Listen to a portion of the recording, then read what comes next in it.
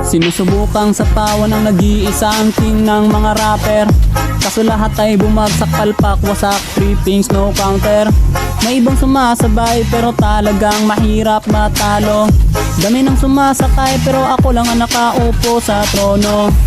Bloodstrike o PUBG, ML o Call of Duty, wala tong pinipili. Kahit pa 1v20, ako ang nasa tuktok ng rappers dito sa TikTok. Di nyo to matatrash talk, no choice kundi magmukmok. Kahit sino pa na makata ng TikTok ang ipakita, masyado nang halata.